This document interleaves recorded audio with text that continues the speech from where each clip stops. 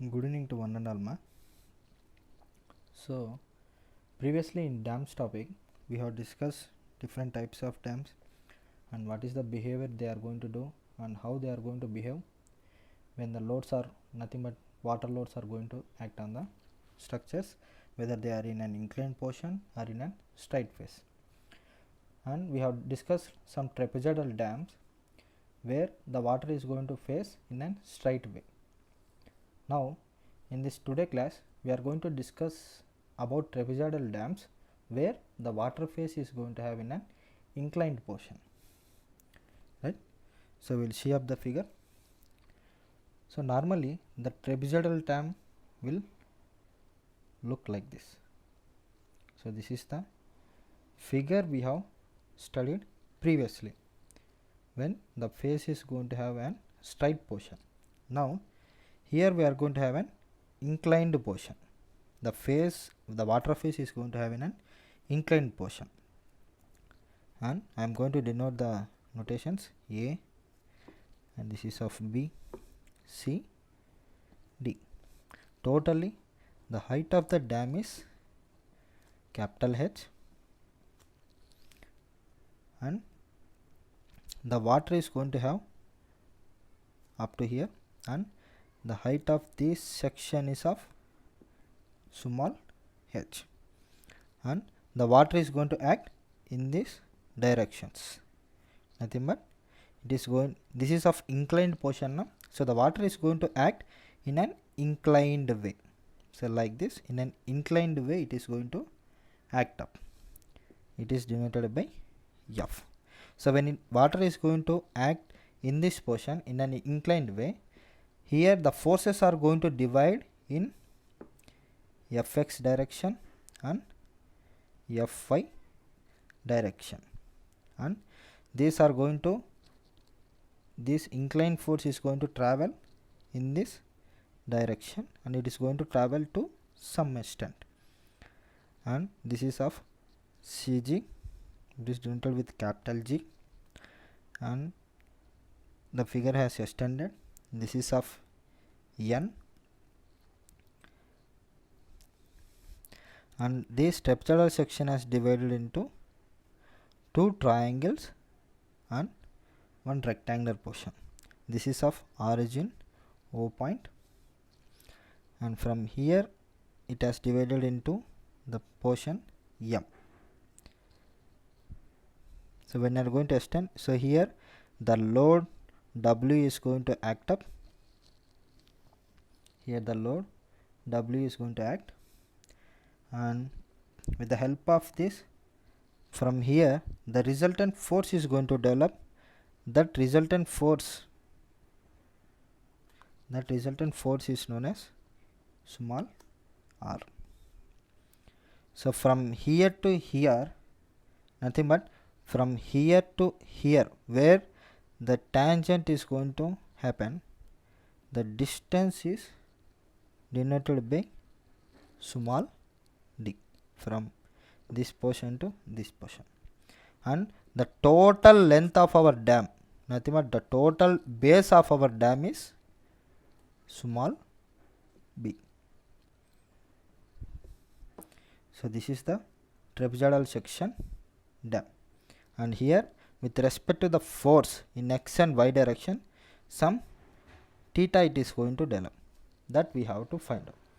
So, in these terms, what are the terms we have to find out today means, the value of r we have to find out, the resultant stress, and the value of Fy we have to find out, F we have to find out, and Fx we have to find out. So, this is the thing we have to do it today. So, we are going to come, when you come up to the notations, the capital H is equal to height of dam, and these notations we have discussed in the class itself, so that I will share the material. And now we will consider the dam. So, for any type of dam we are going to consider for 1 meter length of an dam. So, now by considering the length of the dam as 1 meter, now we will find out the stresses, how they are going to develop. So consider that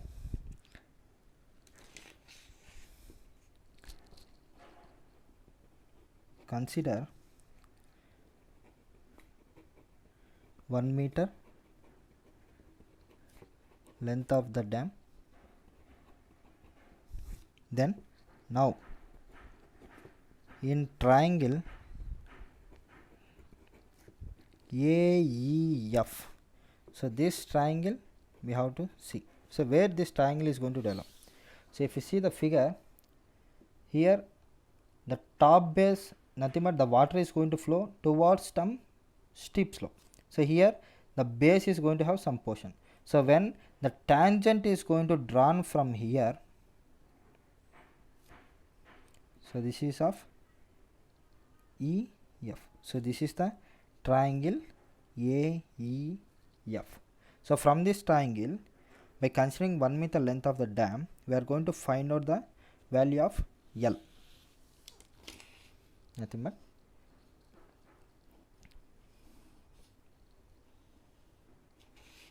so this is A base EF. So from this triangle AEF, so if you are going to go with, so from this triangle AEF, cos theta is equal to AF by AE.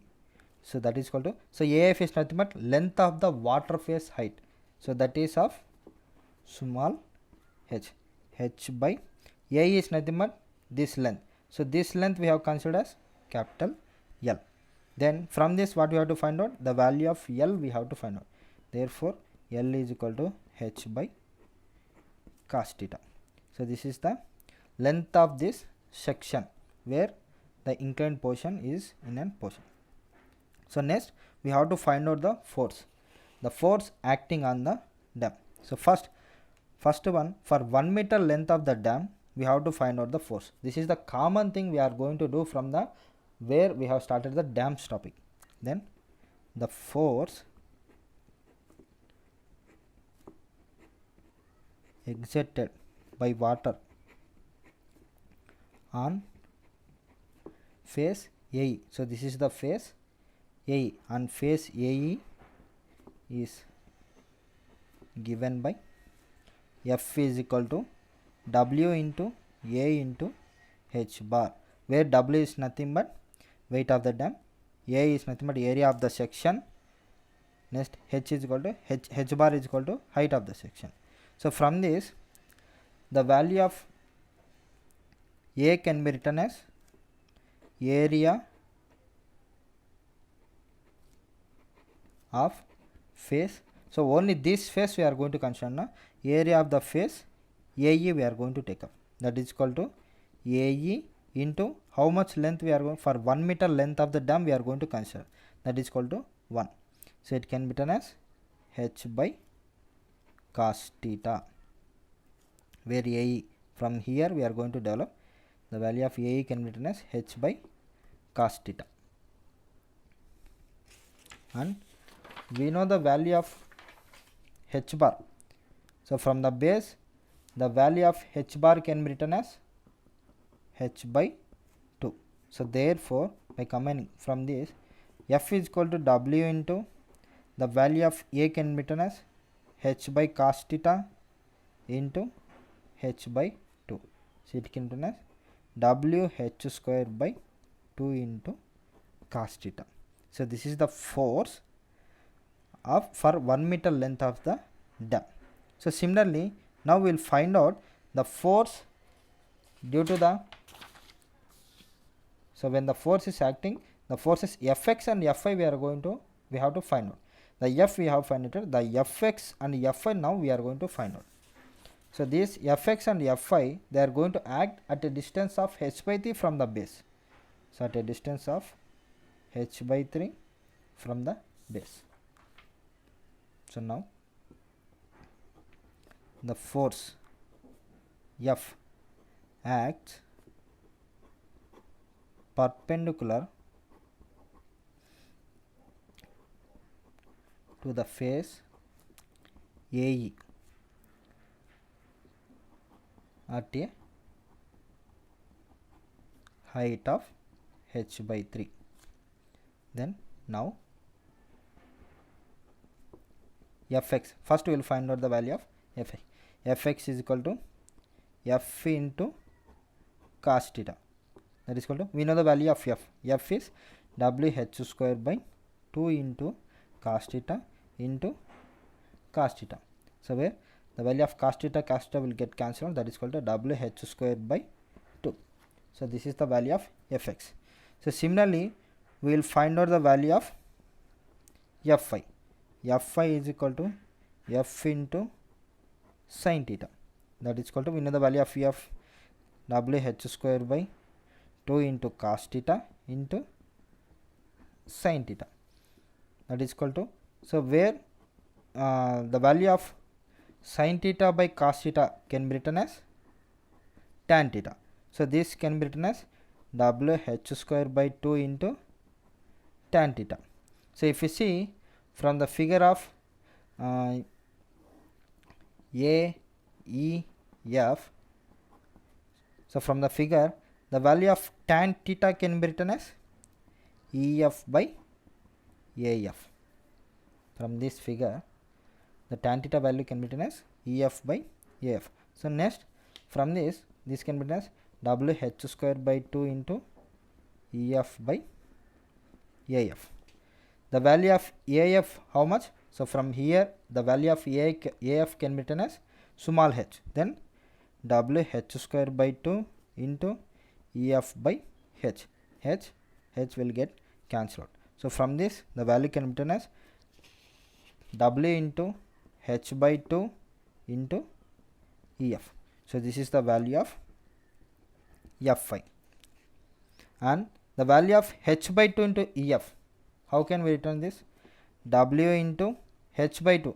So this is the triangle AEF. The area of this triangle is half into h into EF.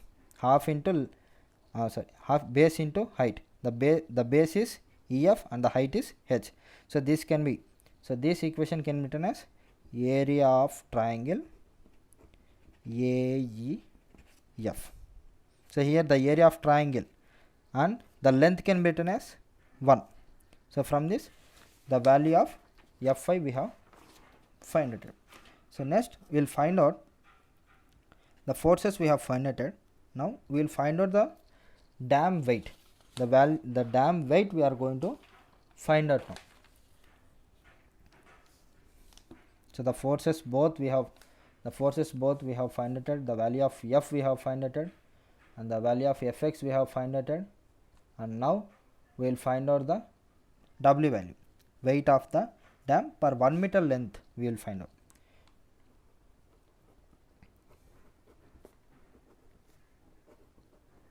Weight of dam per meter length is given by, so this thing we know, W of A plus B by 2. So A plus B by 2 is nothing but, so this is the top section, A plus B by 2. A plus B, we are going to have the two parts now. A plus B by 2 into the total height of our section. So area, this is F, area A plus B by 2 into H into the weight density of our dam. W naught is nothing but weight density. So this is the weight of our dam per unit length. Similarly, the next thing we have to find out, the resultant stress we have to find out. So if you are going to observe the figure, here the value of Fx we have found out, F we have found out, and Fy we have found out. The resultant stress capital R we have not found out. Now we are going to find out this capital R value. So if I are going to see the force R, so this is the force which will resultant, which is the resultant of forces capital F and W. So which will cuts the base. So it will cuts the base of the dam at point capital M. Now from this, what is the eccentricity E value? Now we know the eccentricity that we have found it in the previous dams for every dam. Now the eccentricity E can be written as d minus b by 2. So from this resultant is a sigma max and sigma minimum we have to find out. So previously we have found out the sigma max and sigma minimum for trapezoidal dam. The same sigma max and sigma minimum will continue for this dam also. Then the total stresses across the base of the dam at point B. So at point B the maximum is going to come up.